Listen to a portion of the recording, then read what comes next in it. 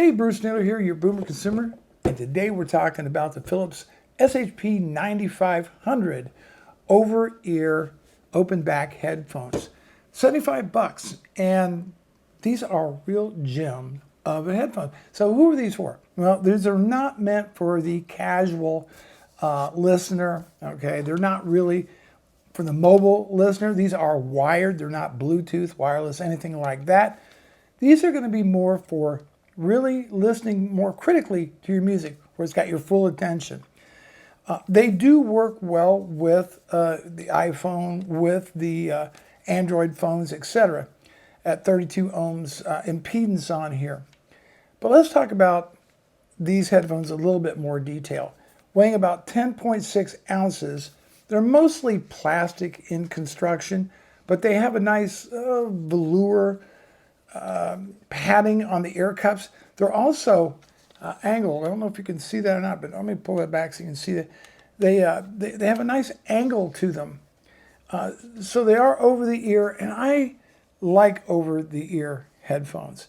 I like to be kind of aware of what's going on around me. Well, I like the fact that the material on the ear cups and on the headband is this velour material. Now, I wore these for about 3 hours straight. Now, many headphones, what happens when you wear them that long, you get a lot of heat going on. You can feel pinching of the ears or on the ears. None of that with these. You should still take off your headphones from time to time. But I experienced a really accurate sounding headphones. I'm just surprised that I could get that in headphones for $75. Spec-wise, these weigh 10.6 ounces. They have 50 millimeter neodymium drivers. So fantastic sound out of these cans. You have, again, plastic construction, but it feels pretty durable. They do swivel. They don't really fold up. Again, these are meant for seriously listening to your music. They also come with a 10-foot long or 3 meter TRS 3.5 millimeter cable. That's probably the Achilles heel of these. The cable, I would invest in a better quality cable if I were you. If there was one thing that I would be concerned about is the kind of the quality of the cable. But that being said, I've listened to a lot of different budget headphones. For the price tag, these absolutely sounded fantastic. So I used several pieces of gear to review these headphones. I used the NAD 316B V2 integrated amplifier. Also used the, I used my Pioneer SX3700, the Pioneer SXD7000. I used also the Skit Modi 3 DAC, as well as just got it in, it's the topping, I believe it's the D10 desktop DAC. So I use this with a wide variety of electronics.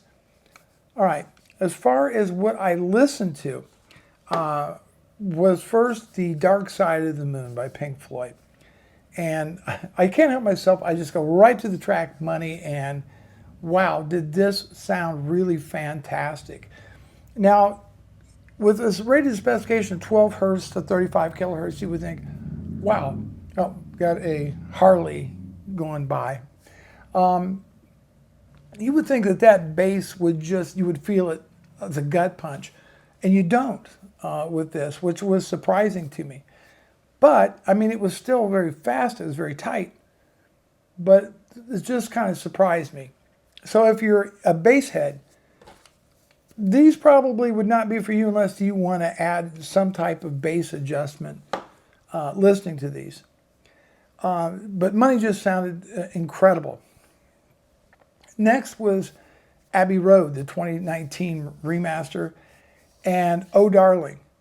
And the vocals, the sheer presence of that song, it was a you are there kind of experience. The imaging, you could actually just pick out where everybody was listening to Oh Darling on there. The highs, crisp, not oversaturated. Just a nice, again, this is not a warm sounding headphone. Neutral, but still very crisp. The word is accurate. The word is very, very accurate for these. Okay, next was Kansas and their Point of No Return album. And one of my favorite tracks, of course, is Dust in the Wind. Very heavy in the vocals, great instrumentals. Again, the soundstage was not as wide as what I think it or thought it should be, but it was still very good. The imaging very strong. Again, the bass was on point, but not that gut-punching type of bass. The highs were great on the headphone. Now, to round this whole thing off, something a little different. I also like some classical, and I listened to Bach's Sonata number 5 in A major. This is my experience, and I'm very critical when it comes to classical music.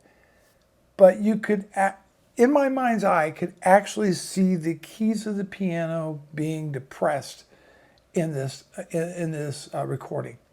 It was so lifelike. It just blew me away. I kept thinking to myself, how on earth can these be a $75 headphone? And yet, they are, all right? Just fantastic for critical music listening. Are there better headphones? Of course. But you're going to have to spend a whole lot more money to match the quality of the sound that you're going to get out of these headphones. Imaging and soundstage with these is key to having a great experience, and these deliver the goods. Accurate sounding, if I had to sum these up, I would say accurate sounding. They are very comfortable for long listening sessions, and I think that's what's really important. I mean, I don't care how great sounding your headphones are, if they're not comfortable, or if they're poorly made, then what's the point? And these are both comfortable, they're decently made. I think they're going to hold up pretty doggone well. And you're getting accurate sound, and you're doing it for well under $100. The only real negative to these headphones is the cable. Use the extra cash, a little bit of extra cash, get a better cable. That would be my only beef with these. So that is my review of the Phillips SHP9500 over-ear open back headphones. Bruce Miller, the Boomer Consumer. Thanks so much for watching. I'll see you in the next video.